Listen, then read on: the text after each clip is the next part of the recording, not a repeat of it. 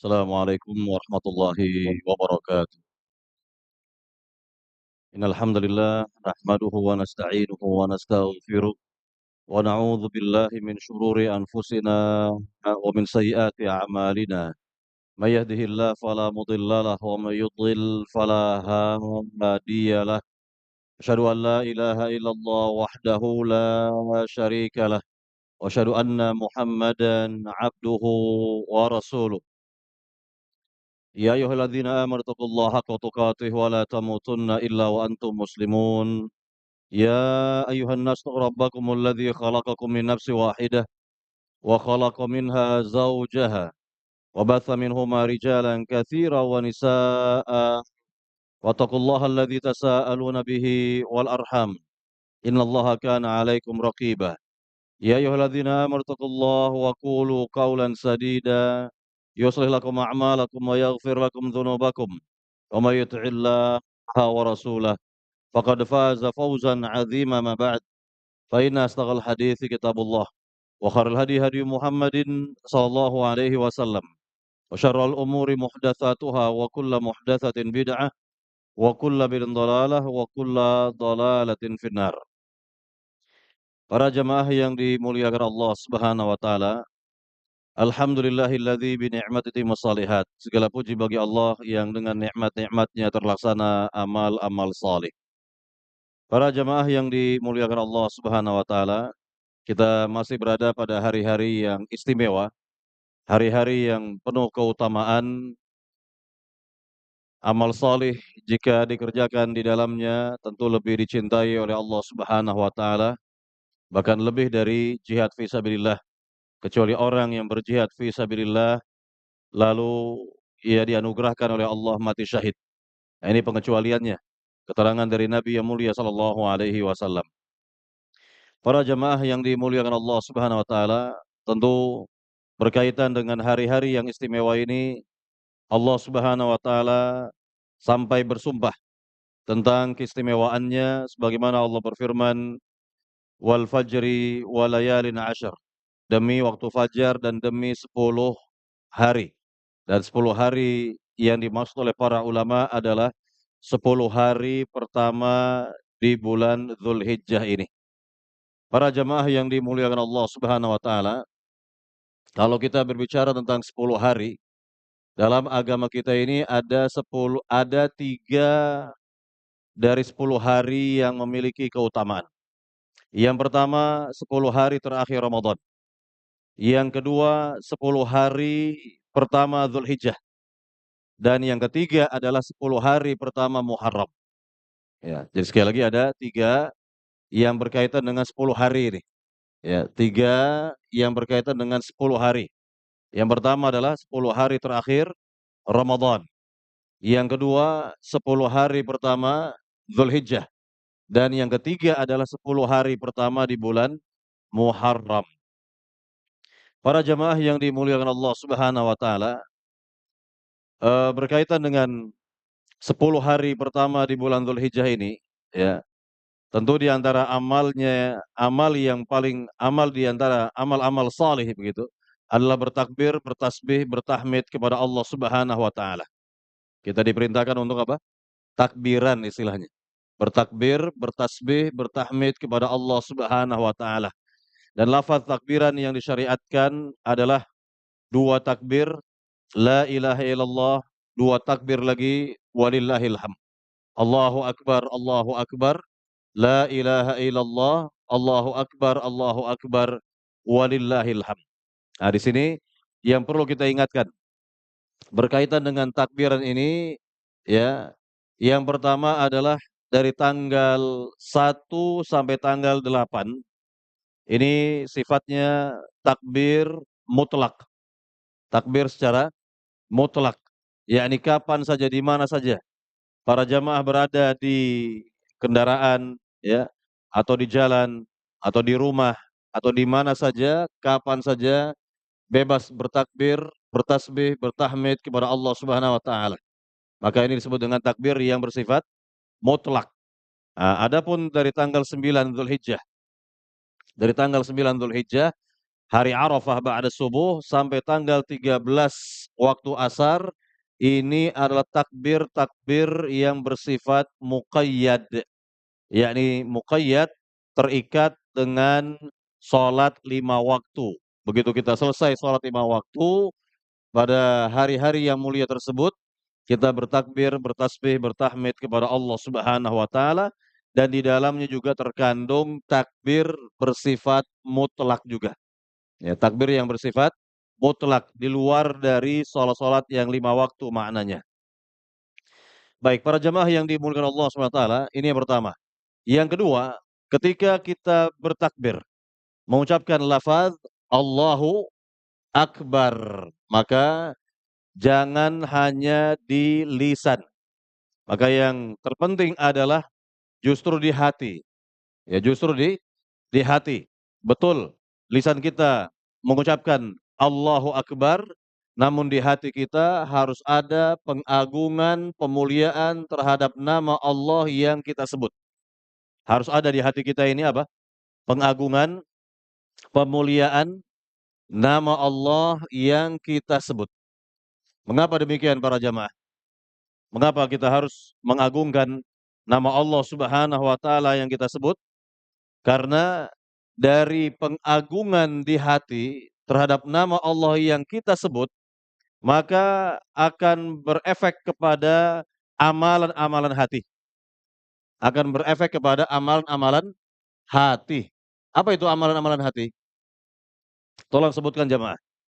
Apa amalan-amalan hati? Yang pertama mahabbah, cinta kepada Allah.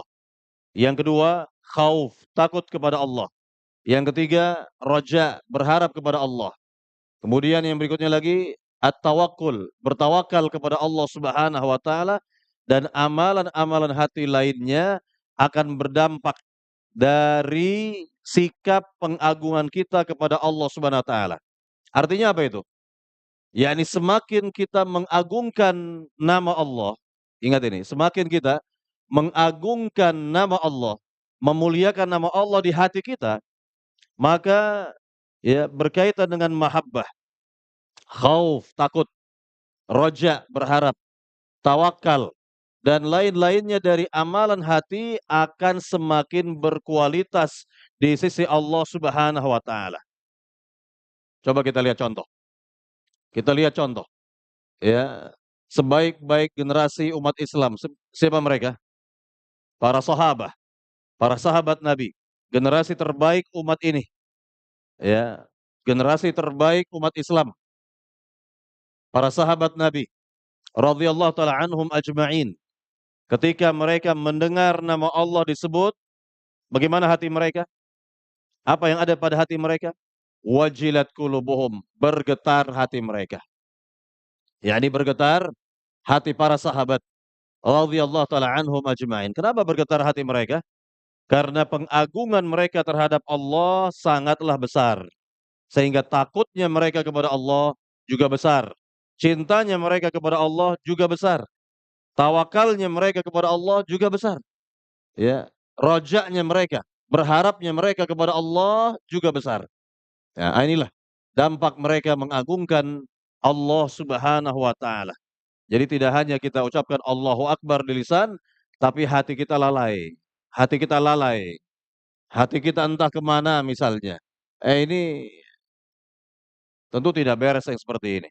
Jadi begitu kita ucapkan lafaz takbir, maka begitu contoh ya, ketika kita memulai sholat dengan takbiratul ihram, Allahu Akbar, maka yang ada di hati kita hanyalah pengagungan terhadap Allah Subhanahu wa taala, pemuliaan kepada Rabbul Alamin, sehingga betul-betul kita sholat, ya, betul-betul penghambaan kita kepada Allah itu baik begitu. Ya, karena sedekat-dekat hubungan hamba, sedekat-dekat hubungan hamba kepada Rabb-nya adalah ketika ia dalam keadaan sholat, yakni lebih khususnya adalah sujud. Dalam posisi apa? Sujud. Ya, ketika kita meletakkan kepala yang kita muliakan ini sejajar dengan kaki. Sejajar dengan kaki, maka kita pada dasarnya sedang menghinakan diri kepada Allah Subhanahu wa taala. Penghambaan kita kepada Rabbul Alamin. penghambaan kita kepada Allah Subhanahu wa taala betul-betul ya, kita menghambakan diri kepada Allah dalam posisi sujud. Apa kata Nabi yang mulia? "Aqrabu ma yakunul 'abdu min rabbih wa huwa sajid," kata Nabi. "Fa'aktsiru fihi minad du'a." Sedekat-dekat hubungan hamba kepada Allah adalah saat ia sedang sujud, maka perbanyaklah doa dalam sujud, kata Nabi yang mulia sallallahu alaihi wasallam. Nah, inilah berkaitan dengan ya penghambaan diri kita kepada Rabbul Alamin, ya kita menyatakan hina diri kita di hadapan Allah Subhanahu wa taala saat kita sujud dalam salat. Ya, sujud dalam salat. Inilah ya berkaitan dengan keadaan si hamba yang sangat dekat sekali kepada Rabb-nya, kepada Allah Subhanahu wa taala. Itu saat dalam keadaan posisi sujud dalam salatnya itu. Kata Nabi yang mulia sallallahu alaihi wasallam. Baik, para jamaah yang dimuliakan Allah Subhanahu wa taala, kembali kita kepada lafaz takbir tadi. Ya, saat kita ucapkan lafaz takbir Allahu Akbar, sekali lagi hendaknya kita harus mengagungkan ya dan memuliakan nama Allah yang kita sebut dengan lisan kita tersebut di hati kita. Para jamaah yang dimuliakan Allah Subhanahu wa taala, berkaitan dengan lafaz Allahu Akbar, Allah Maha Besar. Maka Allah ya Maha Besar baik secara zatnya ataupun sifatnya. Baik secara apa? Zatnya maupun sifatnya. Tentu Allahu Rabbul Alamin Maha Besar secara zatnya. Coba kita lihat betapa besarnya Rabbul Alamin di mana Allah Subhanahu wa taala berfirman dalam ayat yang mulia ya, "Was samawatu matwiyatum biyaminih," kata Allah. Dan langit-langit yang 7 itu, langit-langit ya, dilipat oleh Allah dengan tangan kanan Allah Subhanahu wa taala. "Was samawatu matwiyatum biyaminih," kata Allah Subhanahu wa taala. Langit-langit yang 7 itu dilipat oleh Allah dengan tangan kanan Allah Subhanahu wa taala.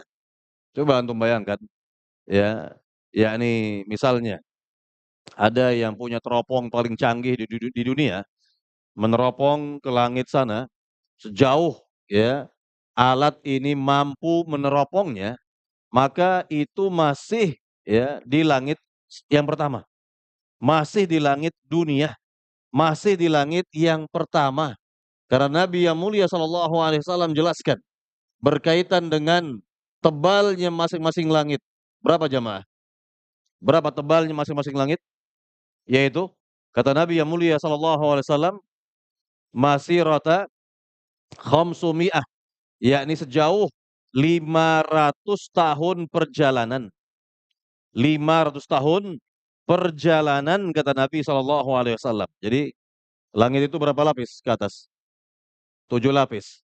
Apakah dari, yakni langit yang pertama langsung ada lapis, ada, yakni langit yang kedua? Tidak, tidak seperti itu. Ini langit yang pertama, di atas langit yang pertama ada jeda, ada jarak sebelum mencapai langit yang kedua. Nah, jaraknya ini pun sama tebalnya dengan langit tersebut, ya. Jaraknya adalah 500 tahun perjalanan, baru di atasnya ada langit yang kedua, lalu ada jeda lagi, baru langit yang ketiga, ada jeda lagi, baru langit yang keempat, ada jeda lagi, langit yang kelima, ada jeda lagi, baru langit yang keenam, ada jeda lagi, baru langit yang ketujuh. Dan di atas langit yang ketujuh, kata Nabi yang mulia sallallahu alaihi wasallam, terdapat samudra yang sangat luas. Samudra yang sangat luas dan kedalamannya dari dasar samudra sampai permukaannya juga sama, sejauh 500 tahun perjalanan. Ini sudah tidak ya masuk di akal kita lagi. Artinya ini semua perkara gaib. Ya, ini semua perkara gaib dan hanya kita mengimani apa yang ya dalil nyatakan itu. Apa yang ya ayat Al-Qur'an jelaskan, apa yang hadis Nabi yang sahih yang menjelaskannya, kita bersikap taslim, menerimanya, sam'an wa ta'ah, mendengar dan taat apa yang Allah firmankan, apa yang Nabi sabdakan, karena jelas kita tidak akan mengetahui, tidak akan pernah mengetahui perkara gaib kecuali dengan dalil. Kecuali dengan apa? dengan dalil. Qala Allah wa qala Rasul. Apa yang Allah firmankan, apa yang Nabi sabdakan, itulah, ya, sebatas itulah kita mengetahuinya. Sebatas itulah kita mengetahuinya, tidak lebih dari itu lagi. Tidak lebih dari dalil, ya. Baik, para jamaah yang dimuliakan Allah Subhanahu wa taala, ini berkaitan dengan besarnya Allah Subhanahu wa taala. Bisa kita lihat dari makhluknya ini. Langit-langit yang Allah cipta. 7 lapis langit yang Allah cipta. Kemudian apalagi? Ya, bagaimana kita bisa mengetahui Allahu Akbar, Allah itu maha besar secara zat? Lihat, Allah memiliki kursi. Allah juga memiliki arsy. Ya, arsy. Ya, singgasana. Singgasana Allah Subhanahu wa taala.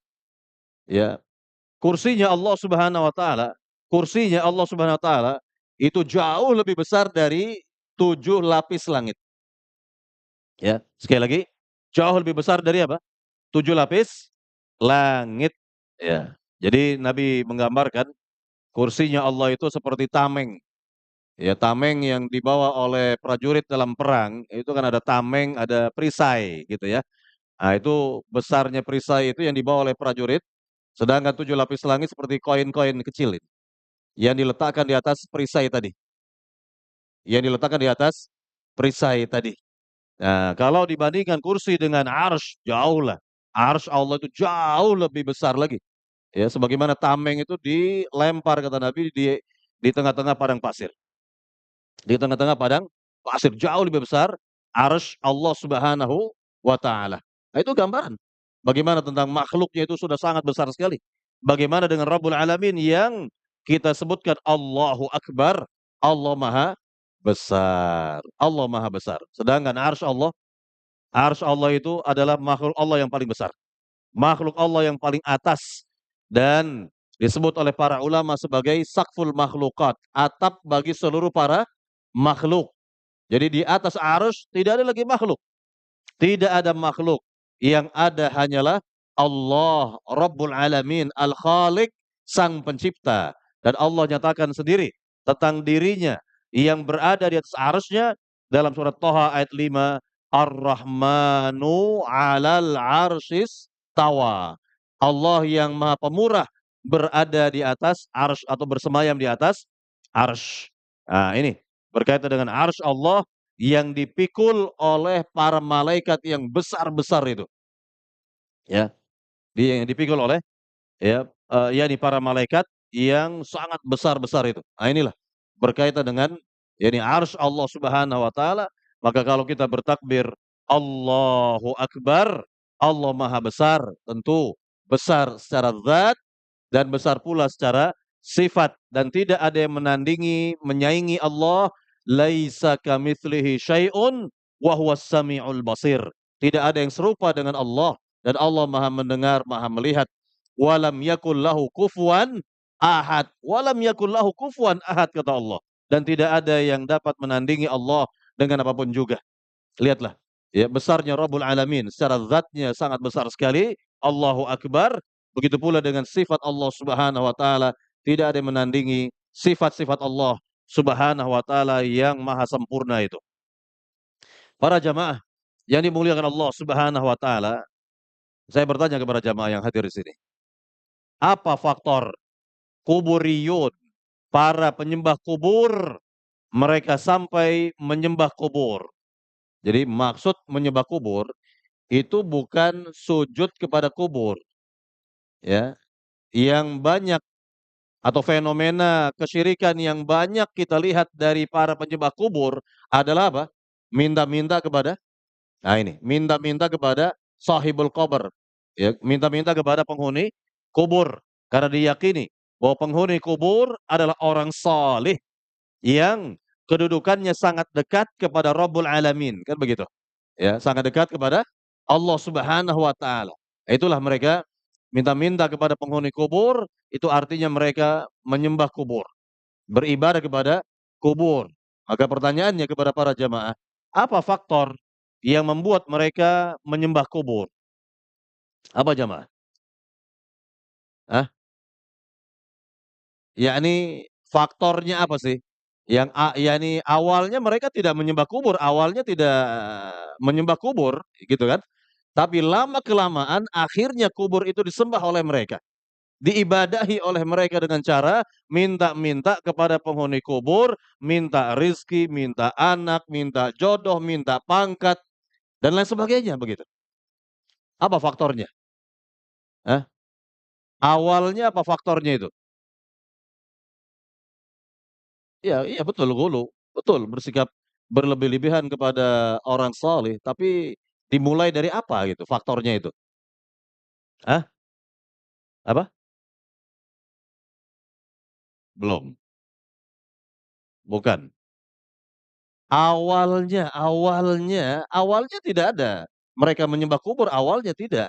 Tapi lama-kelamaan, nah ini, lama-kelamaan akhirnya terjadi pengkultusan terhadap kubur itu sendiri. Apa faktornya jamaah? Bukan, bukan itu. Awalnya apa sih? Ya, yaitu awalnya lah tadi berkaitan dengan ta'zim, pengagungan, pemuliaan terhadap kubur, ya kan? Ya, awalnya nih, ya, kan datang kepada kubur-kubur keramat ya, istilahnya gitu. Kubur para wali, para kiai, para sunan. Awalnya semacam ada penghormatan, pemuliaan, pengagungan terhadap kubur, belum disembah, belum, karena baru datang pertama kali kan, ya. Datang perdana nih, ini ziarah perdana nih, ya. Oh ini kubur orang saleh, lihat kubur orang saleh. Hati manusia itu umumnya lemah. Hati manusia umumnya lemah apabila apalagi berada di hadapan kubur orang saleh. Maka hati yang lemah, kan gitu, ya, paling tidak ada semacam pengagungan terhadap kubur orang saleh, pemuliaan, penghormatan terhadap kubur orang saleh. Nah, karena ziarahnya semakin intens gitu ya, semakin yakni semakin, banyak ya, ziarah kuburnya itu semakin banyak, lama-kelamaan pengagungan ini semakin besar. Ya, lihat nih, pengagungan, pemuliaan, ya, semakin besar kepada kubur orang saleh. Karena semakin besar semakin besar semakin besar, akhirnya apa? Yang timbul pengkultusan. Pengkultusan. Tuh lihat, dikultuskan. Ya, akhirnya timbul pengkultusan, penyembahan terhadap kubur orang saleh. Nah, inilah berkaitan dengan pengagungan awalnya, ya pengagungan biasa saja pengagungan, mungkin ya sedikit saja pengagungannya, pemuliaannya baru sedikit. Lama-lama ya menjadi banyak tuh pengagungannya, pemuliaannya, terus terus ziarah kubur seperti itu, akhirnya timbullah pengkultusan. Maka ya akhirnya terjadi penyembahan terhadap kubur orang saleh, ya, penyembahan terhadap kubur orang saleh. Nah, inilah berkaitan dengan sikap ya, pengkultusan tadi atau sikap, pengagungan tadi yang berujung kepada ya, yakni pengkultusan terhadap kubur orang saleh. Baik, para jamaah yang dimuliakan Allah Subhanahu wa taala, nah ini penting kita ingatkan berkaitan dengan lafaz takbir. Ya, jadi jangan sampai kita ya ucapkan lafaz takbir di lisan, tetapi di hati kita kosong dari pengagungan kepada Allah Subhanahu wa taala atau hati kita lalai dari pemuliaan terhadap Allah Subhanahu wa taala. Maka wajar ya, yang paling takut kepada Rabbul Alamin siapa jemaah? Siapa yang paling takut kepada Allah Subhanahu wa taala? Para ulama. Allah sendiri yang berfirman. Allah berfirman dalam ayat yang mulia, "Innama yakhsyallaha min ibadihil ulama." Hanya saja yang takut kepada Allah itu adalah ulama. Kenapa takut? Kenapa dikatakan takut kepada Allah Subhanahu wa taala? Karena jelas ya mereka memiliki ilmu ya, ilmu yang ya bagus sekali berkaitan dengan tauhid ini sehingga pengagungan mereka kepada Rabbul Alamin ya bagus dan timbullah ya rasa takut kepada Allah Subhanahu wa taala yang besar. Rasa takut kepada Allah Subhanahu wa taala yang besar. Nah, inilah berkaitan dengan para ulama yang mengetahui siapa Allah Subhanahu wa taala, siapa Rabbul Alamin, tentunya mereka mengkaji, mereka mempelajari berkaitan dengan asma wa sifat, nama-nama dan sifat-sifat Allah Subhanahu wa taala.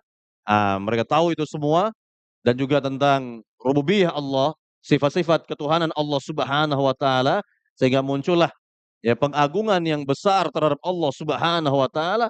Maka dari pengagungan yang besar ini muncul ya yakni rasa takut kepada Rabbul Alamin yang baik pula.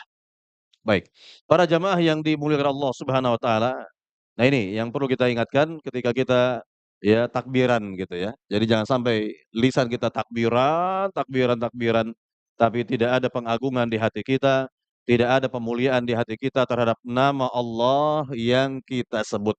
Jangan sampai terjadi. Jangan sampai terjadi. Maka siapapun yang mempelajari ilmu tauhid, ya semakin bagus ilmu tauhidnya, maka semakin besar pula pengagungannya kepada Rabbul Alamin. Semakin besar pula pengagungan dia kepada Allah Subhanahu wa taala, sehingga efeknya adalah kecintaannya kepada Allah semakin besar, takutnya kepada Allah semakin besar, tawakalnya kepada Allah semakin besar, ya, berharapnya kepada Rabbul Alamin semakin besar pula. Begitulah amal-amal hati, ya, akan, terwarnai dengan kebaikan-kebaikan tadi, karena memang pengagungan kita kepada Allah semakin besar. Baik, para jamaah yang dimuliakan Allah Subhanahu wa taala, kita ingatkan pula berkaitan dengan hari-hari yang istimewa ini, ya ini hari-hari yang istimewa, besok tanggal berapa Zulhijjah? 8 Zulhijjah. Hari apa namanya? Hari Tarwiyah. Apa makna Tarwiyah? Hah? Apa? Memberi minum apa maksudnya? Apa makna Tarwiyah, jamaah?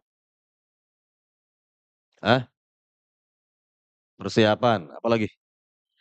Apa makna Tarwiyah? Hari Tarwiyah, tanggal 8 Zulhijjah.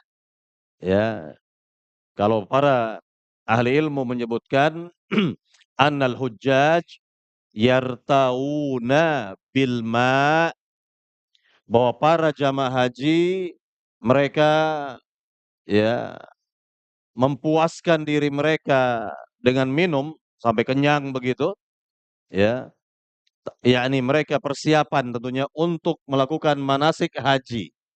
Manasik haji. Jadi mereka yartauna bil ma', yakni mereka yakni mengenyangkan diri untuk minum sepuas-puasnya itu pada hari tersebut guna menjaga kondisi fisik agar fit betul, ya, agar fit.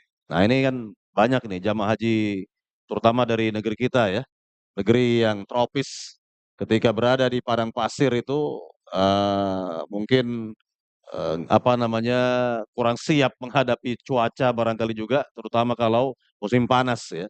Kalau musim panas itu luar biasa, ya di Saudi itu luar biasa panasnya itu.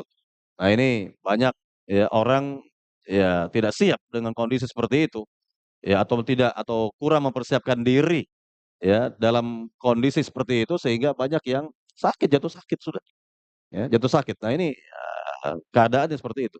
Maka dikatakan hari tarwiyah ya dikarenakan para jamaah haji mereka ya sepuas-puasnya minum di hari itu guna ya memulai ibadah manasik haji.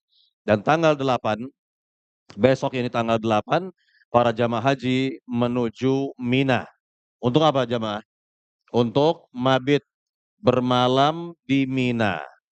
Besoknya tanggal 9 Zulhijjah, yakni hari Selasa ya. Hari Selasa itu ya hari Arafah tentunya. Mereka menuju Arafah guna wukuf di padang Arafah.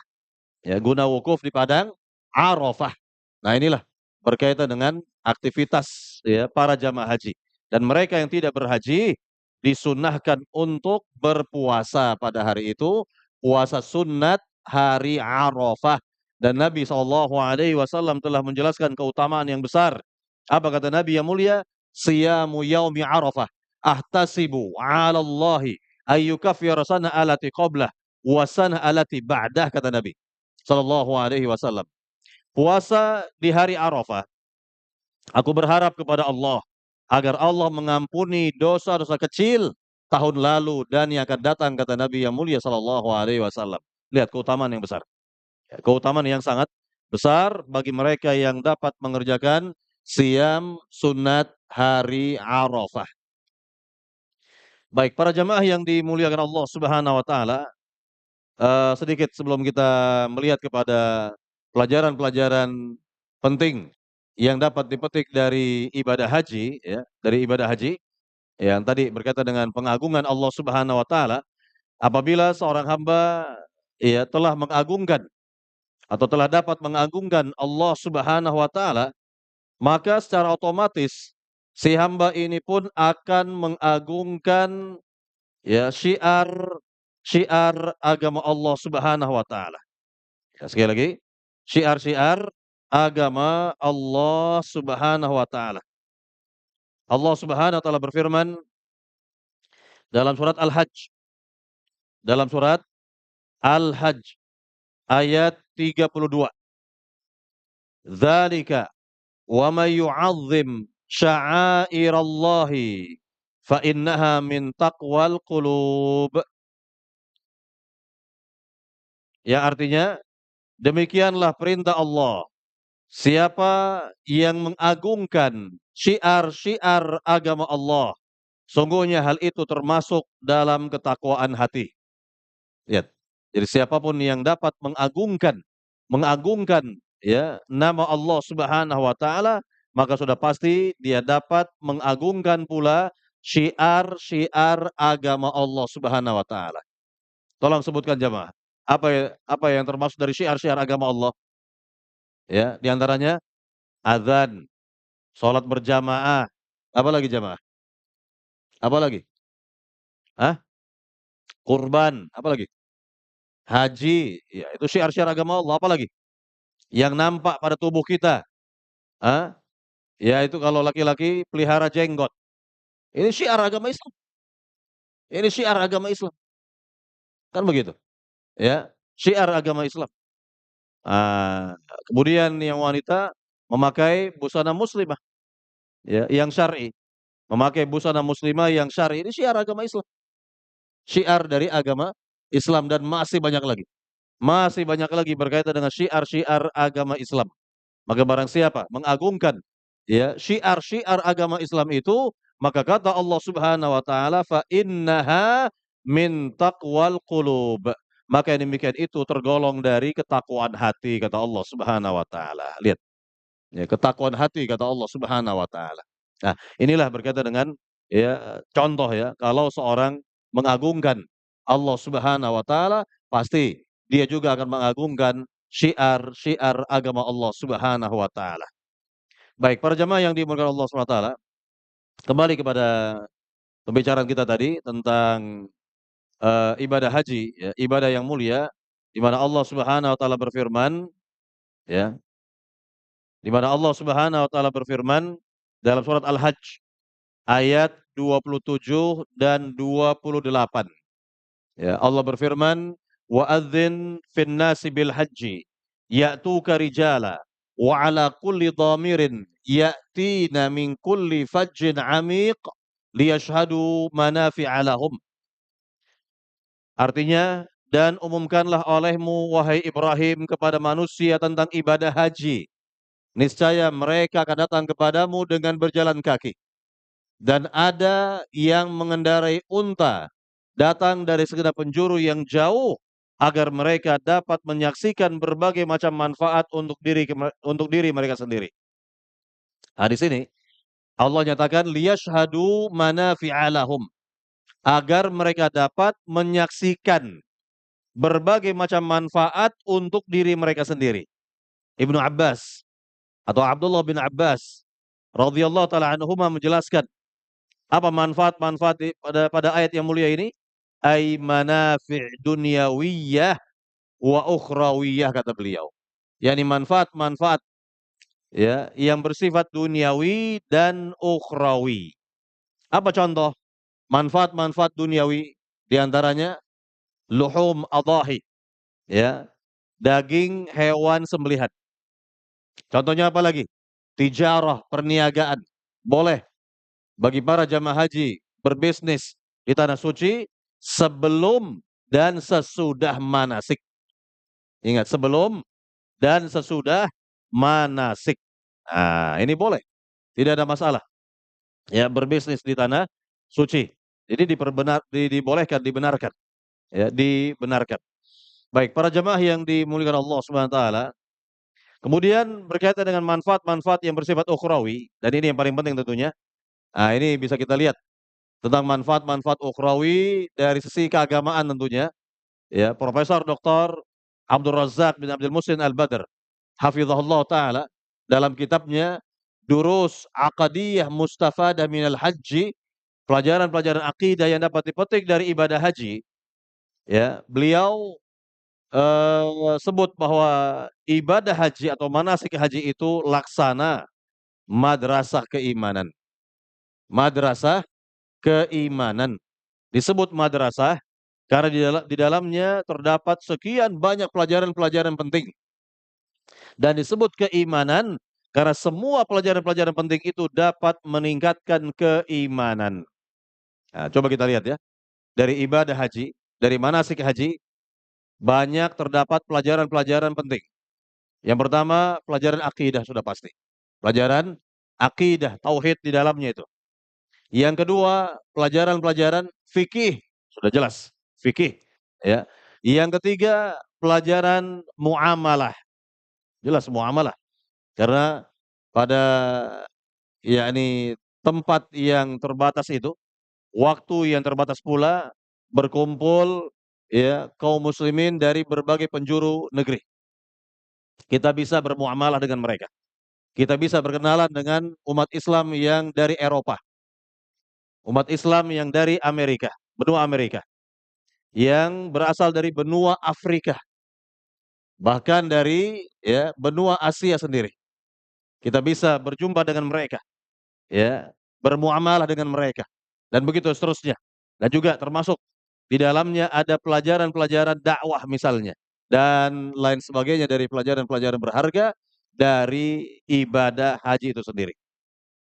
Baik, para jamaah yang dimuliakan Allah Subhanahu wa taala, sekarang kita fokuskan ya berkaitan dengan pelajaran akidah dari sisi tauhid, dari sisi materi tauhid. Nah, ini banyak sekali ya tentunya, yakni pelajaran-pelajaran tauhid yang bisa kita petik dari manasik haji, dari perjalanan ibadah haji.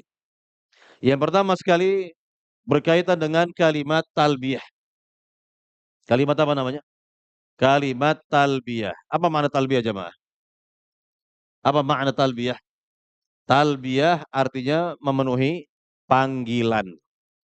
Talbiyah asal kata dari labba yulabbi talbiyatan, yakni memenuhi panggilan. Ya, memenuhi apa? Panggilan. Contoh, ada orang tua memanggil anaknya, "Ya fulan," kata orang tua, ya. "Ya fulanah," ya, kata orang tua. Apa kata si anak? "Labbaik." Kata si anak apa? "Labbaik, aku penuhi panggilanmu, wahai ayahanda, wahai ibunda." Itu makna labbaik. Aku penuhi panggilanmu. Labbaik, ya, labbaik. Boleh, ya, kita ya yakni menjawab panggilan orang tua kita dengan jawaban labbaik. Ya, aku penuhi panggilanmu wahai orang tua. Itu maknanya begitu. Nah, di sini berkaitan dengan ya kalimat talbiyah yang diucapkan oleh ya para jamaah haji atau umrah pada saat ya berihram haji atau umrah, apa kalimatnya jamaah? Apa kalimat talbiyah? Labbaik Allahumma labbaik. Labbaik la syarika laka labbaik. Innal hamda wan ni'mata laka wal mulk la syarika lak. Lihat ini kalimat talbiyah penuh dengan materi tauhid di dalamnya. Syarat dengan materi tauhid di dalamnya.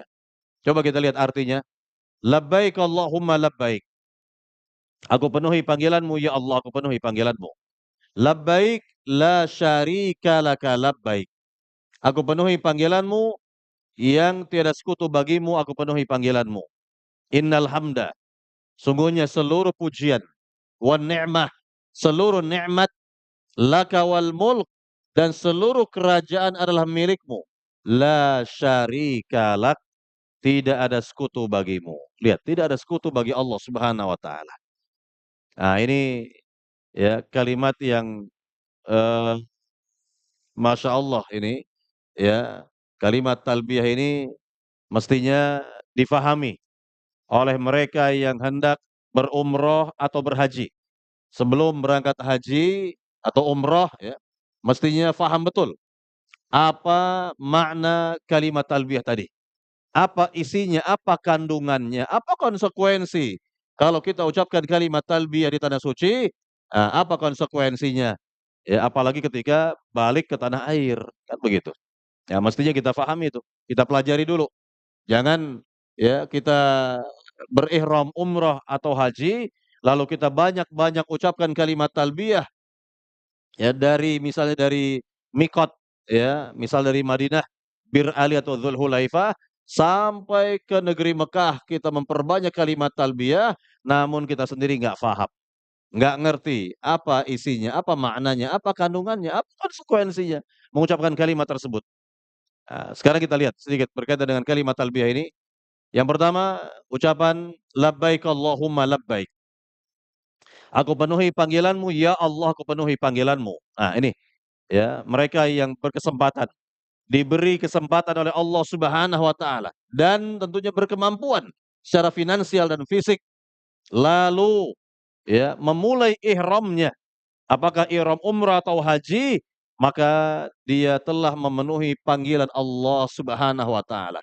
Maka dia ucapkan kalimat yang mulia ini, labbaik Allahumma labbaik. Ya, aku penuhi panggilanmu, ya Allah aku penuhi panggilanmu. Nah ini. Ya, ini dalam rangka memenuhi panggilan Allah Subhanahu wa taala yang pada dasarnya panggilan Allah sudah ada. Panggilan Allah untuk berhaji, berumrah ini sudah ada dari zaman siapa tadi? Nabi Nabi Ibrahim. Nabi Ibrahim alaihissalam. Jadi kalau ada orang ya sudah mampu secara finansial, fisik apalagi, kemudian tidak mau berhaji, ya, ya atau belum mau berhaji, lalu ditanya kan, "Pak, Bu, ya, mengapa belum daftar haji? Ya, sudah mampu ini, ya, sudah mampu, ya, untuk berhaji misalnya." Apa kata orang ini? Ya, belum ada panggilan. Siapa yang mau manggil Anda dari langit dengan speker? Ah, apa ada panggilan dari langit dengan speker? Ya, nggak ada.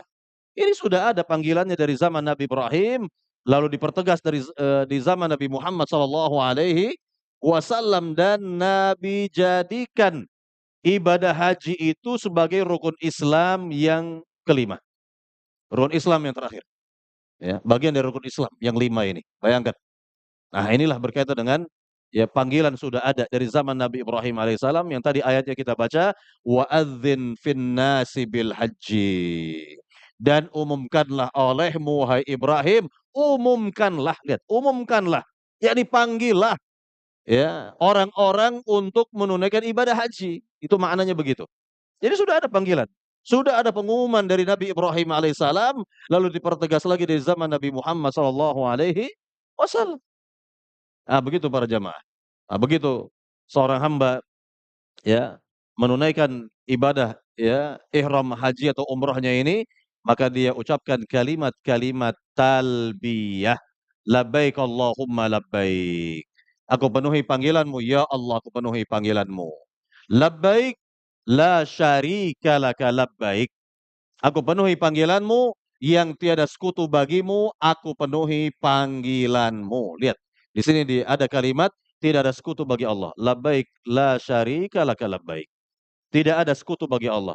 Yakni baik di langit, di bumi, di antara keduanya tidak ada sekutu bagi Allah Subhanahu wa taala. Apakah dari kalangan malaikat, dari kalangan para nabi, dari kalangan yang lain tidak ada sekutu bagi Allah.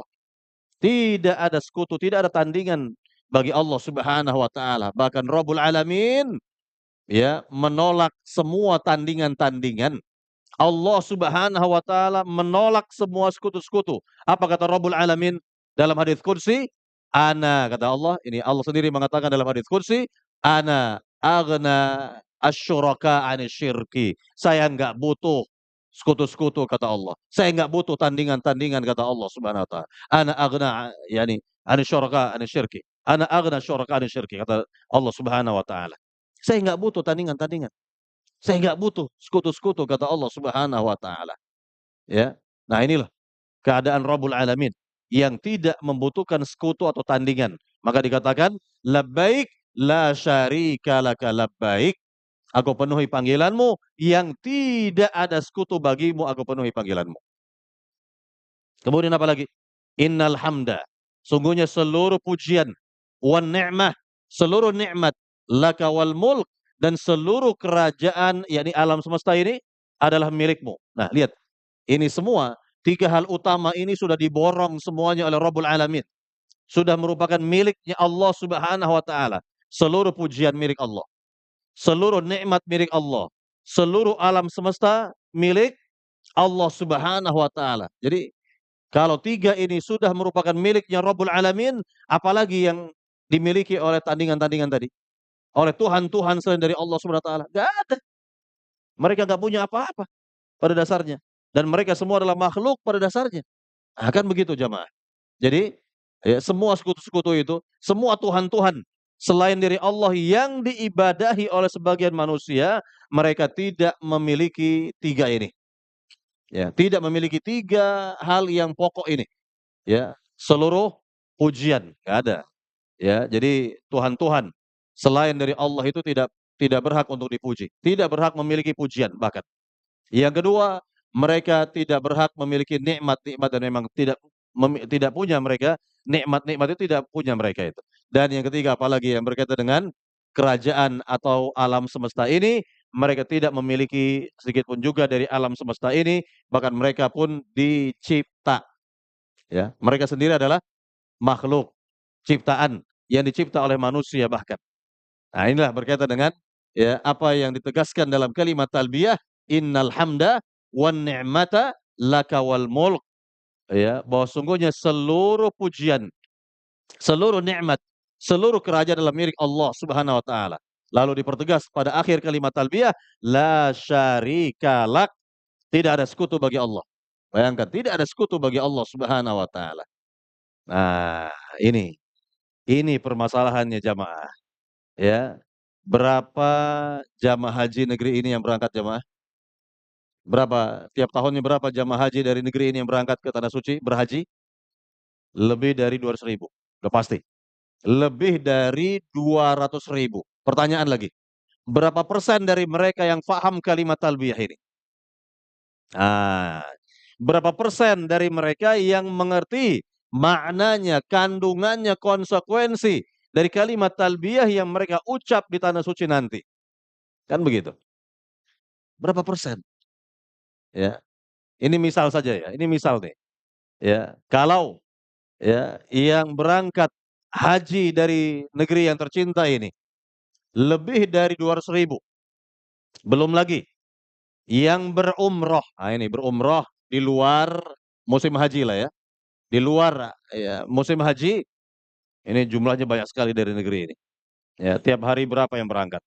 Tiap pekan berapa yang berangkat? Tiap bulan berapa yang berangkat umroh dari negeri ini? Seandainya, ini seandainya, kita berandai-andai saja dulu.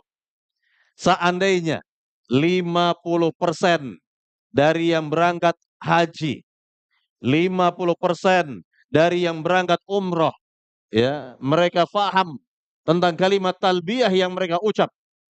Mereka mengerti maknanya, kandungannya, konsekuensi dari kalimat talbiyah yang mereka ucap, maka dipastikan akan terjadi perubahan signifikan untuk negeri kita yang tercinta ini. Akan terjadi apa? Perubahan besar di negeri kita yang tercinta ini. Yakni, ya, mereka yang kembali, ya, dari hajinya ke tanah air, yang kembali dari umrohnya ke tanah air, akan mempraktekkan kalimat talbiyah, akan mempraktekkan tauhid, materi tauhid yang terkandung dalam kalimat talbiyah, dan mereka tidak mau lagi berbuat syirik kepada Allah Subhanahu wa taala. Maka jelas 50%, ya, yang kembali dari berhaji, 50% dari yang kembali umroh ke tanah air ini, mereka praktekkan dalam kehidupan sehari-hari di tanah air, bertauhid kepada Allah Subhanahu wa taala, menjauhi perbuatan-perbuatan syirik, maka saya yakin, ya, akan turun, ya, yakni janji Allah Subhanahu wa taala. Apalagi kalau semuanya, ya, kalau semuanya lebih-lebih lagi tentunya. Ya, lebih-lebih lagi. Apa kata Allah dalam janjinya? Walau anna ahlal qura amanu wattaqau lafatahna 'alaihim barakatim minas sama'i wal ardh. Seandainya penduduk suatu negeri semuanya beriman, yakni bertauhid maknanya. Semuanya bertauhid dan bertakwa, maka kami kata Allah akan bukakan pintu-pintu keberkahan yang banyak baik dari langit maupun dari bumi. Dibuka keberkahan-keberkahan untuk negeri kita yang tercinta ini. Ini janji Allah Subhanahu wa taala. Ini janji Rabbul Alamin. Kalau negeri kita ini negeri yang bertauhid kepada Allah Subhanahu wa taala. Tapi apa buktinya ya jemaah? Apa nyatanya? Apa faktanya di negeri kita yang tercinta ini? Apa faktanya? Justru yang mengajak masyarakat berbuat syirik siapa? Siapa jemaah? Siapa? Pak Haji. Betul tidak? Betul tidak? Yang mengajak masyarakat untuk wisata religi siapa? Pak Haji. Pak Haji loh, yang mengajak mereka untuk berbuat syirik kepada Allah Subhanahu wa taala. Datang ke kubur-kubur keramat, kubur-kubur para wali, para kiai, para sunan. Yang di sana mereka berbuat syirik kepada Allah Subhanahu wa taala. Nah, siapa ini yang mimpin? Siapa ini yang mengajak? Nah, mereka yang sudah berhaji. Mereka yang sudah berhaji. Yang di tanah suci mereka ucapkan labbaik Allahumma labbaik. Labbaik la syarika laka labbaik innal hamda wan ni'mata laka wal mulk la syarika lak. Nggak ada gunanya ucapan ini di tanah suci. Nggak ada manfaatnya, nggak ada bekasnya, ya. Nggak ada yakni berbekas di hati mereka. Kalimat talbiyah yang mereka ucapkan di tanah suci, yang justru di tanah air mereka justru yang mengajak masyarakat berbuat syirik kepada Allah Subhanahu wa taala. Ya, tokoh-tokohnya itu yang berbuat syirik kepada Allah Subhanahu wa taala. Ini kan ya menyedihkan yang seperti ini. Ini sangat menyedihkan para jamaah, ya. Sangat menyedihkan sekali yang seperti ini.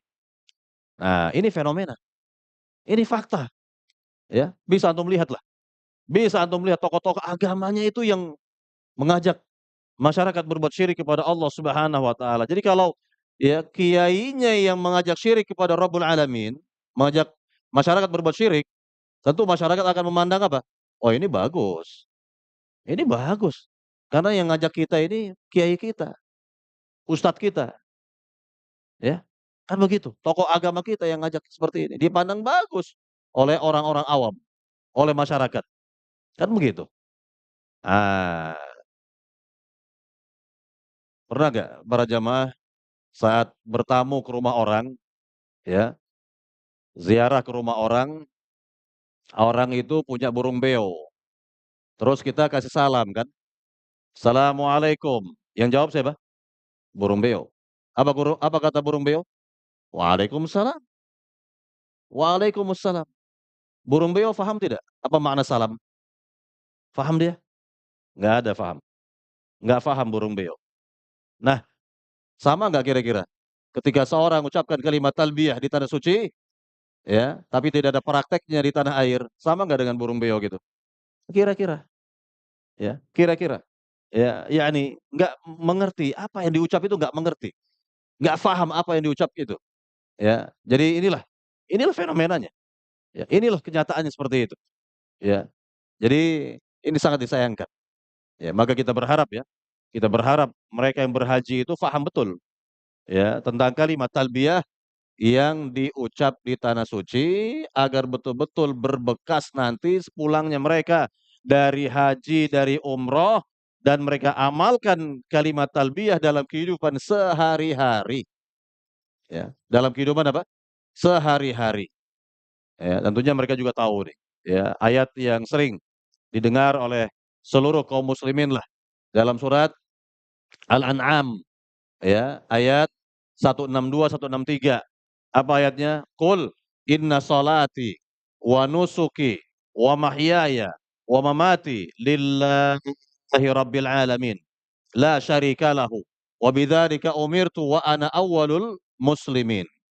Yang artinya, katakanlah wahai Muhammad, sungguhnya salatku, sembelihanku, ya, hidupku dan matiku hanyalah untuk Allah Rabb alam semesta, tiada sekutu baginya, dengan demikianlah aku diperintah dan aku adalah orang yang pertama kali berserah diri kepada Allah dengan tauhid.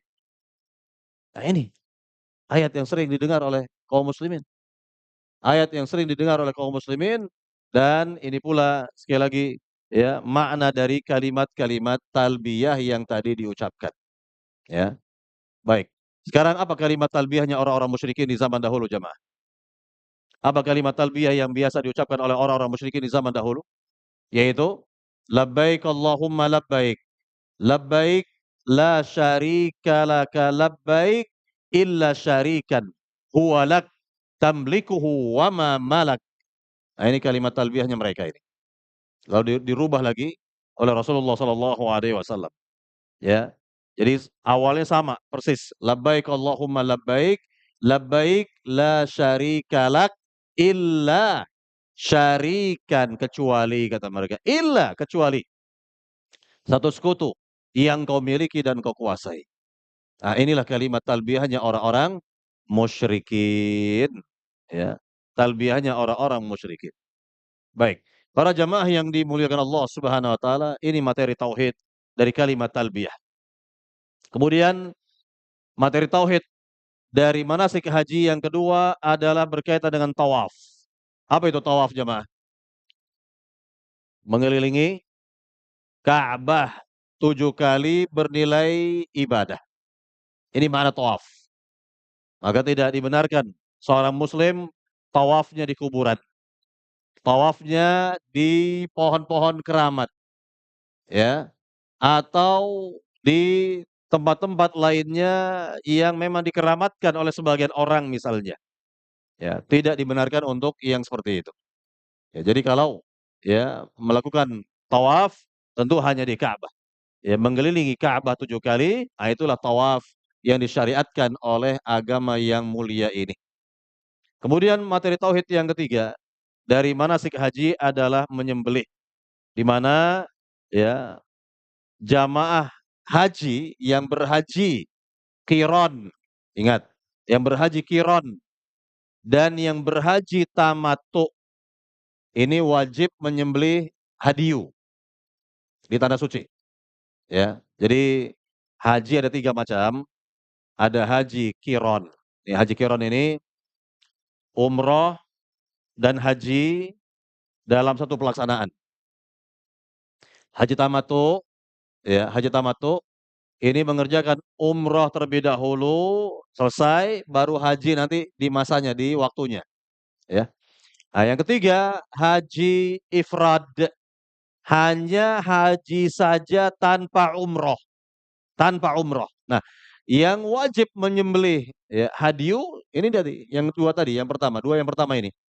Ya, mereka yang berhaji qiran dan yang berhaji tamattu. Baik, saya bertanya kepada jamaah, Rasulullah sallallahu alaihi wasallam saat beliau berhaji, haji apa Nabi kita sallallahu alaihi wasallam? Hah? Haji apa Nabi kita? Haji qiron. Kenapa Rasulullah SAW pilih haji qiron? Kenapa jamaah? Kenapa bukan haji tamattu? Hah? Karena Nabi sudah terlanjur menggiring ya kambingnya, yakni hadiyunya dari negeri Madinah ke negeri Mekah.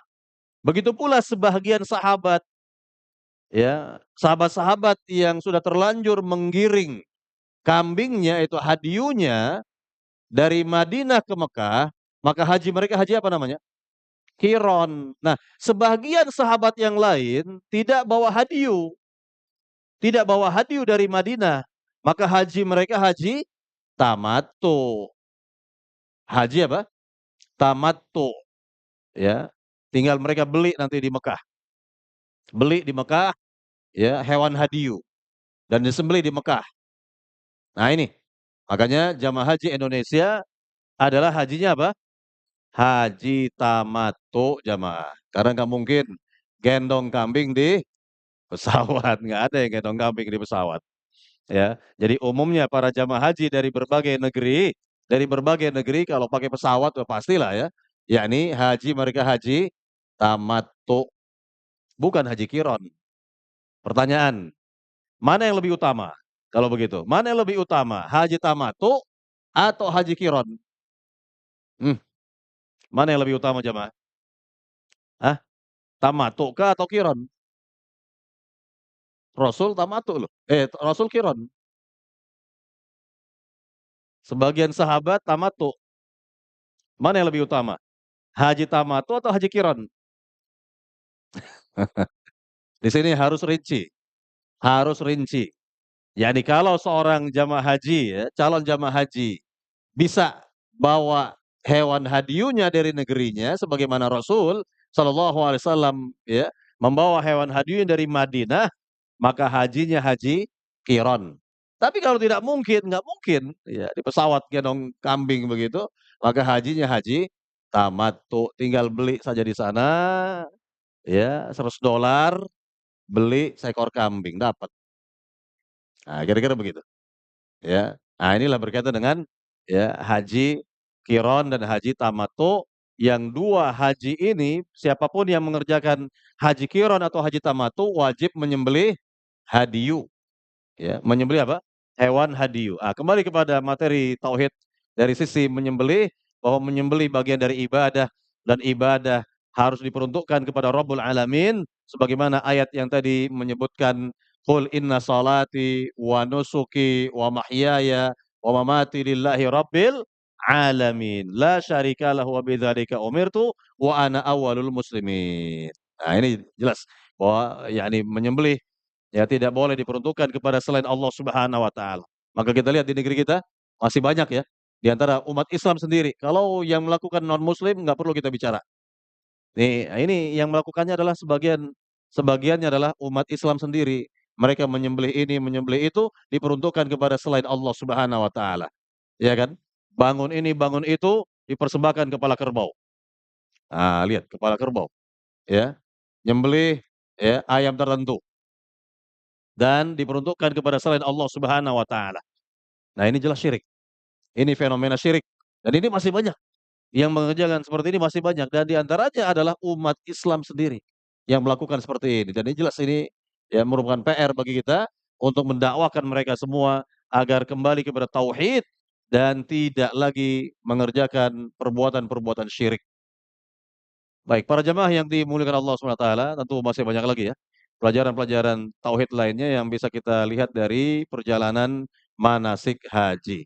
Ya, ini beberapa saja yang perlu kita ingatkan dan silakan jika ada pertanyaan dari jamaah, boleh berkaitan dengan haji, boleh yang berkaitan dengan, kurban atau yang lainnya silakan pertanyaannya, bebas pertanyaan. Ya, silakan jamaah, ada yang ingin langsung yang hadir di sini?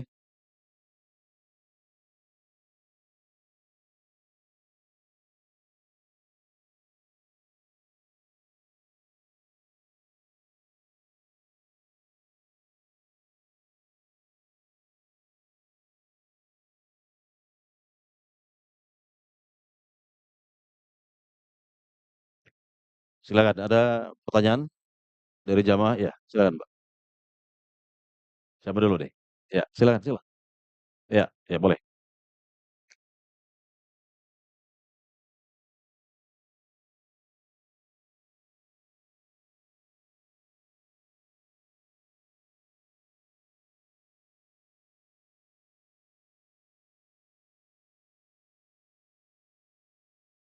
Apa kata nenek moyang kita?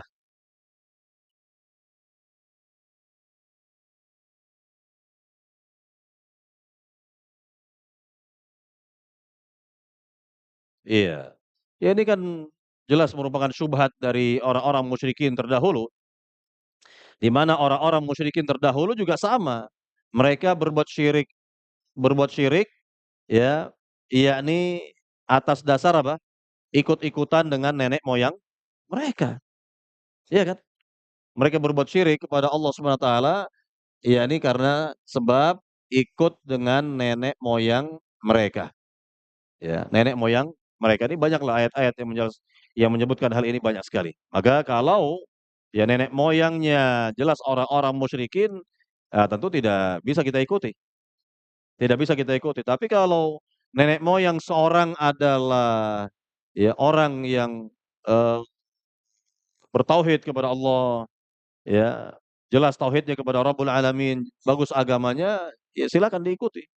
Sebagaimana Rasulullah SAW, ya, diperintah oleh Rabbul Alamin untuk mengikuti nenek moyangnya. Siapa nenek moyang Nabi yang dimaksud adalah Nabi Ibrahim.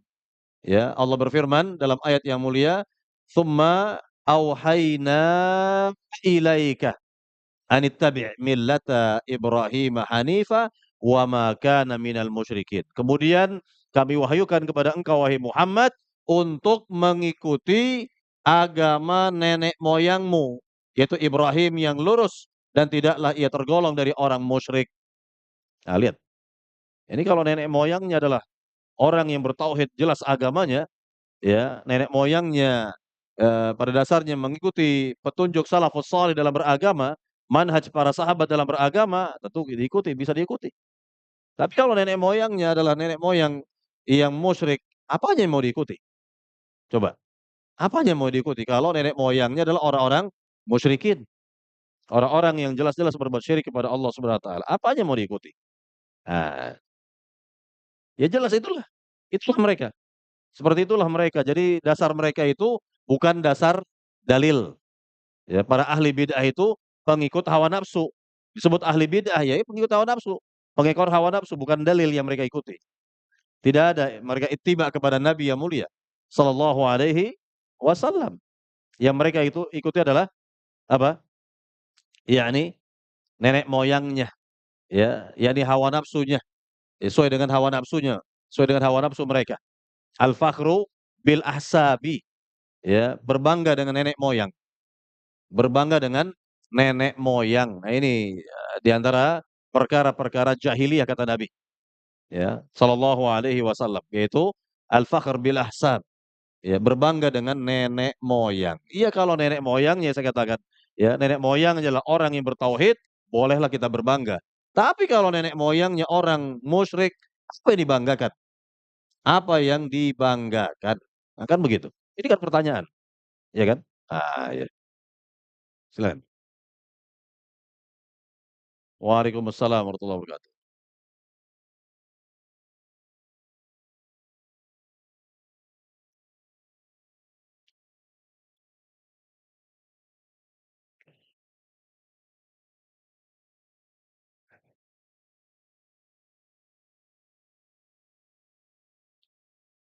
Apa tadi?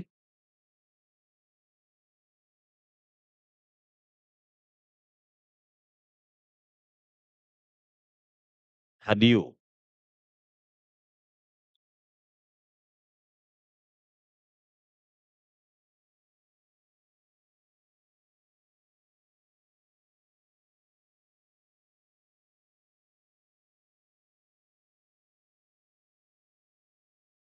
Jelas, yakni berkaitan dengan hal ini kan tadi dikatakan oleh Rabbul Alamin dalam surah Al-Hajj ayat 28, ya, yakni, eee, agar mereka menyaksikan liyasyhadu manafi'a lahum, agar mereka menyaksikan berbagai macam manfaat untuk diri mereka sendiri. Manfaat, ini manfaat-manfaat duniawi dan juga manfaat-manfaat ukhrawi. Manfaat-manfaat duniawi itu banyak sekali. Nah, di antaranya tadi menikmati daging sembelihan. Kemudian, tijarah perniagaan, perniagaan. Dan ini saya lihat sendiri, ya tahun-tahun 2000-an itu di Mina, itu jamaah haji dari mana-mana itu gelar dagangan di Mina, gelar dagangan di Mina, gitu. Nah, artinya kan kita bisa interaksi itu, bisa bermuamalah dengan mereka, bayangkan.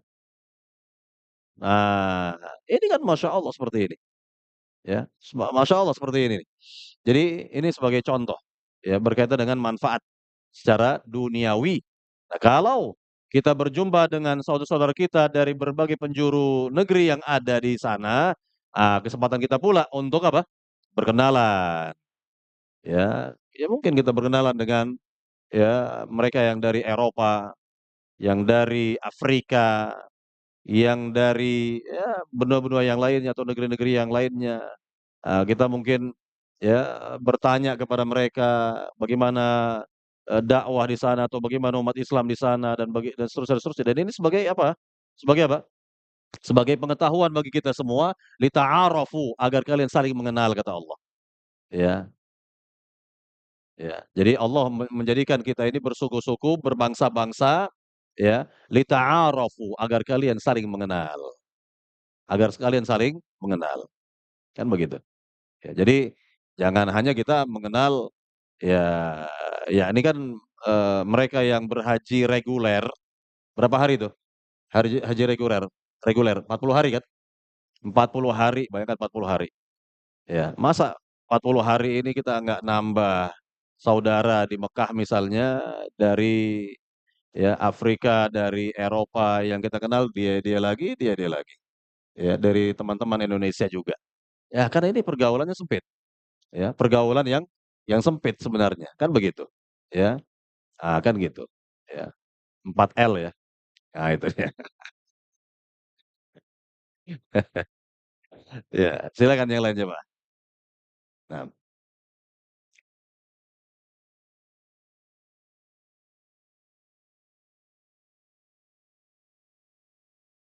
begini saja, berkaitan dengan hari Senin sebagai hari Tarwiyah, bagi yang ingin berpuasa silakan berpuasa, ya. Puasa apalagi kalau sudah, eee, terbiasa puasa Senin Kemis. Nah, ini kan bisa double, apa namanya, niatnya dan pahalanya. Ya, jadi niatnya adalah, ya ini puasa hari Senin sebagaimana biasa dilakukan, dan yang kedua puasa, sunat juga pada rangkaian 10 hari gitu, 10 hari atau 9 hari yang saya maksud, 9 hari yang istimewa ini. Nah, kira-kira seperti itu. Dan besoknya puasa apa, puasa Arafah, sebagai puasa Arafah. Baik, ada lagi? Nah, silakan Mbak. Ya,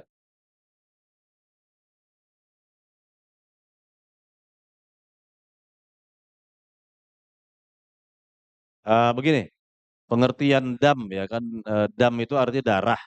Ini hanya jamaah haji Indonesia yang kenal dam ya. Kalau syariat atau agama atau bahasa agamanya hadiyu sebenarnya, hadiyu ya.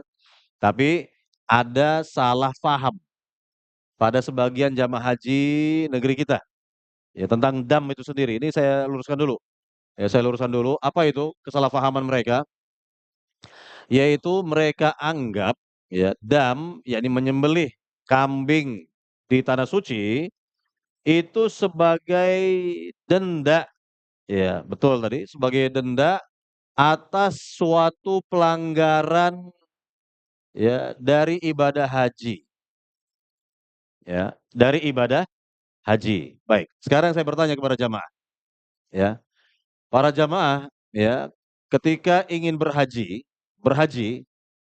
pertanyaan, ya, apakah, yakni para jamaah rela untuk melakukan suatu pelanggaran saat beribadah haji?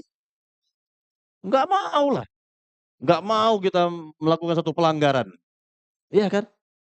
Tidak mau melakukan satu pelanggaran. Nah, masalahnya adalah, ini masalahnya, ini yang menjadi, permasalahan utamanya, bahwa jamaah haji negeri kita ini saat bermanasik, maka di antara manasiknya itu tidak sesuai dengan contoh Nabi Muhammad sallallahu alaihi wasallam, sehingga terjadilah pelanggaran yang mestinya mereka tidak melanggar. Tuh, yang mestinya mereka nggak melanggar gitu, nggak perlu melanggar. Ya buat apa ingin melanggar gitu?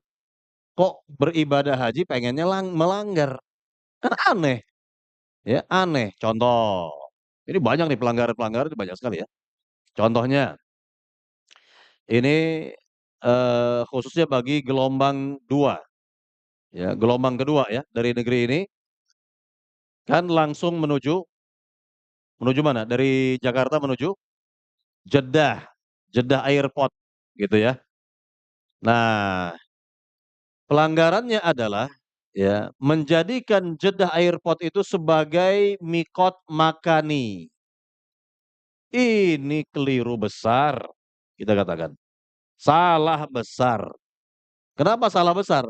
Karena mikotnya orang Indonesia dan termasuk ASEAN, ya Malaysia, Brunei, dan yang semisalnya gitu ya, mikotnya adalah Yalamlam.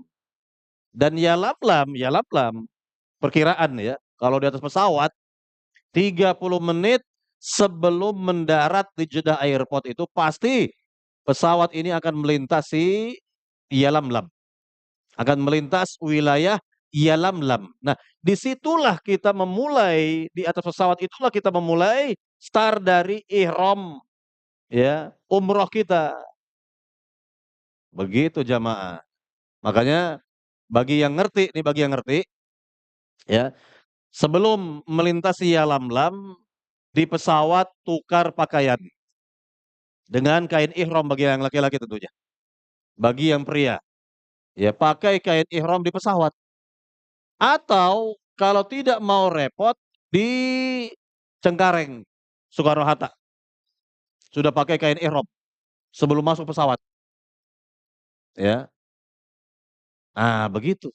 Itu yang benar, ya. Itu yang benar, ya.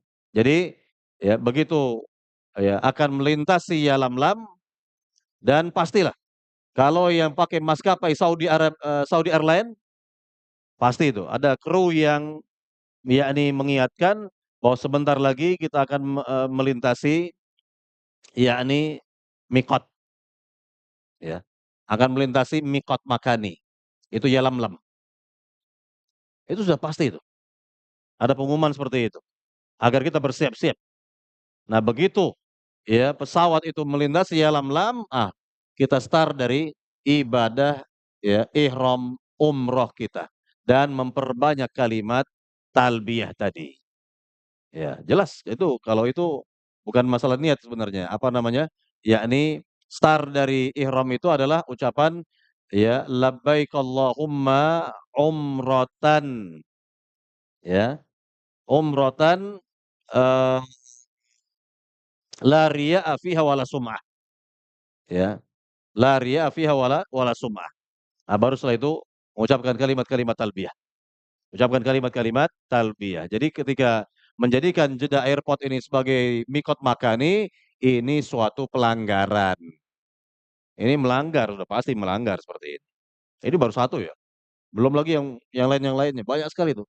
Banyak sekali pelanggaran-pelanggaran yang dilakukan oleh jamaah haji negeri kita, yang mestinya kalau mereka ya, tahu cara bermanasik haji sebagaimana Nabi bermanasik haji, maka mereka akan, terjauh dari yang namanya pelanggaran. Apa kata Nabi? Nabi sendiri bersabda apa? Apa kata Nabi yang mulia? "Khudhu anni manasikakum fala'alli la alqakum ba'da 'ami hadza." Ambillah dari diriku untuk kalian cara bermanasik, boleh jadi aku tidak jumpa lagi dengan kalian setelah tahun ini. Lihat Nabi sendiri perintahkan kita untuk, mempelajari contoh beliau dalam bermanasik, kan begitu. Jadi pelajari dulu, jadi segala sesuatu dengan ilmu. Ya, al-ilmu qabla al-qauli wal amal. Ilmu terlebih dahulu sebelum bicara dan berbuat. Kan begitu mestinya. Jadi wajib mempelajari cara manasik hajinya Rasulullah sallallahu alaihi wasallam agar kita betul-betul ya diterima ibadah kita oleh Allah Subhanahu wa taala. Nah, begitu jamaah, ya. Jadi itu makna dam, Pak. Jadi nggak boleh, pada dasarnya nggak boleh dam atau hadiyu disembelih di tanah air, nggak ada contoh. Disembelihnya nanti di sana di Mekah, ya.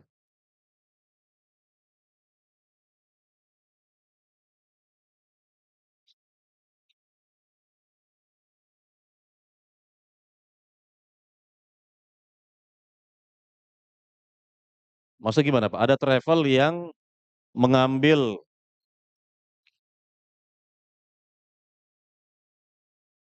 oh gitu, kemudian dam tersebut diberikan ya, kambing yang akan disembelih di tanah air gitu. Ini nggak benar, ini tidak benar. Jadi menyembelih hadiyu atau dam di tanah suci, itu satu paket istilahnya, satu paket dengan manasik haji yang dikerjakan di tanah suci. Apa ada, Pak? Apa ada kita yakni mana di antara manasik haji dikerjakan di Jakarta? Enggak ada.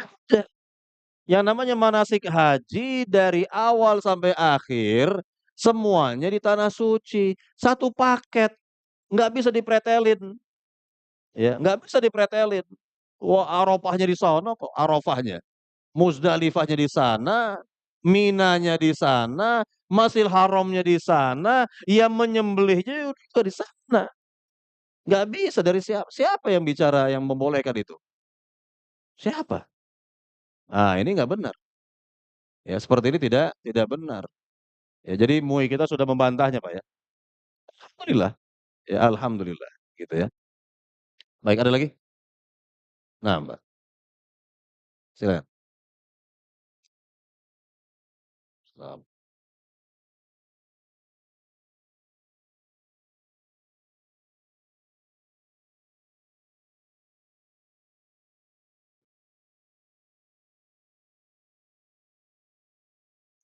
Jadi seorang sudah berhaji, terus,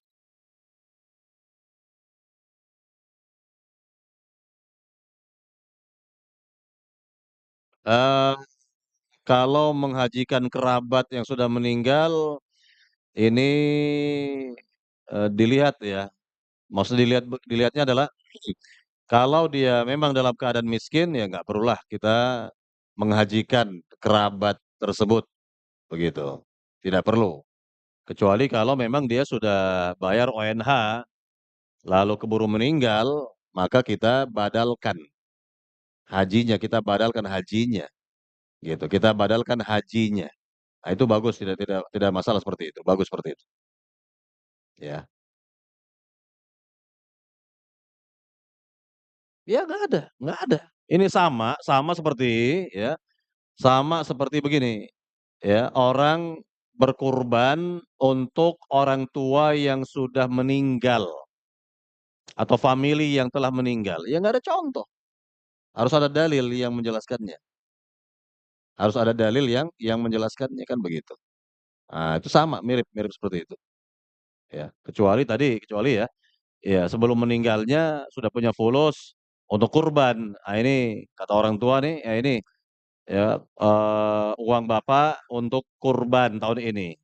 Qadarullah keburu meninggal, maka amanah itu harus tetap dijalankan oleh si anak.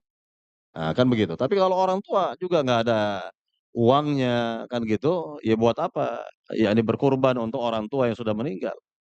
Karena pada dasarnya semua amal-amal manusia sudah terputus, kecuali 3 kan, kecuali 3. Nah, ini pertama. Yang kedua, nggak semua amal-amal bisa diperuntukkan atau dihadiahkan pahalanya untuk orang tua yang sudah meninggal. Hanya amal-amal yang ada dalilnya saja. Seperti sedekah untuk orang tua ya yang sudah meninggal boleh silakan karena ada dalilnya. Atau badal haji untuk orang tua yang sudah meninggal itu jelas ada dalilnya. Atau memerdekakan budak yang pahalanya untuk orang tua yang sudah meninggal jelas ada dalilnya. Nah, adapun yang seperti ini nggak ada contoh, ya tidak ada contohnya, ya wallahu taala. Baik, masih ada lagi pertanyaan? Nah, waalaikumsalam warahmatullahi wabarakatuh.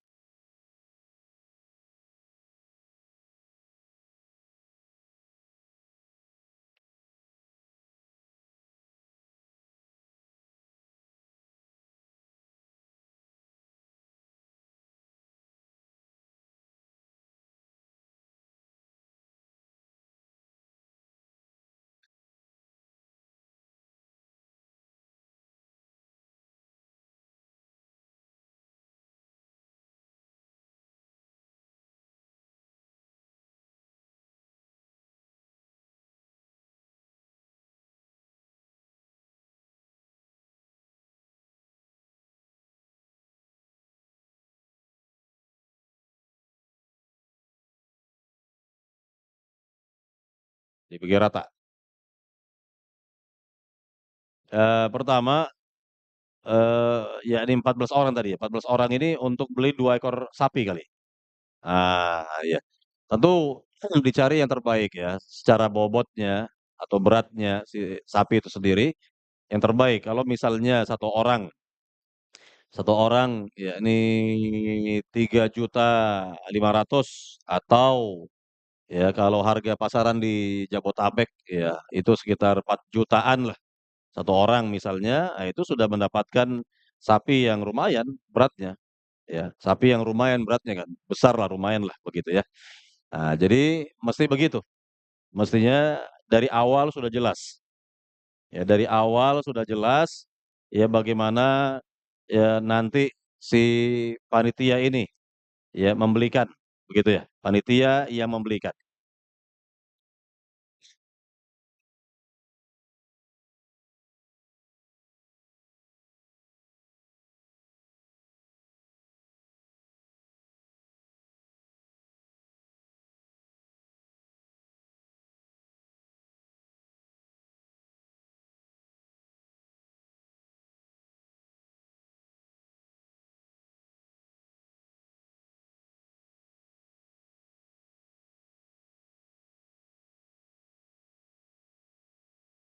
Oh ya. Ya kalau pembagiannya sih tidak ada masalah ya, kalau pembagiannya seperti itu ya ini boleh boleh melakukan seperti itu, yakni, digabung lalu dibagi rata, tidak ada masalah pada dasarnya, ya, pada dasarnya. Tapi tadi permasalahannya saat dia membeli membeli sapinya itu ya mestinya ya kalaupun ada selisih jangan terlalu besar selisihnya, gitu ya. Artinya misalnya, ya sapi yang pertama 400 kilo, nah sapi yang kedua jangan jauh-jauh amat gitu, ya. Kira-kira begitu mestinya ya. Ya saya nggak tahu kalau di sana itu, kalau di daerah itu dapat sapi yang berat berapa kan begitu ya.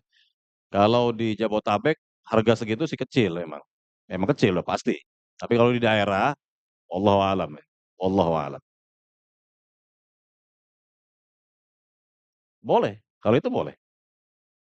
Boleh boleh seperti itu boleh. Ya, ya boleh silakan.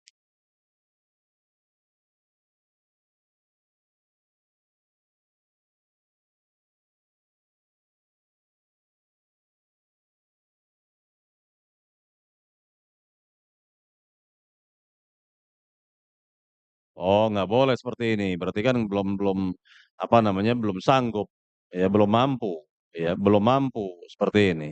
Sekalian aja satu kampung. Ya, satu kampung aja sekalian iuran gitu kan. Ah, gitu. Jadi, ya tertuju kepada mereka yang sudah mampu pada dasarnya. Man kana lahu sa'ah wa lam yudahhi fala yaqrabanna musallana kata Nabi. Barang siapa telah mampu berkurban, lihat telah mampu berkurban, namun tidak mau berkurban, maka jangan ia mendekat masjid kami. Jadi kemampuan itu harus sebagai syarat utama itu, syarat ya.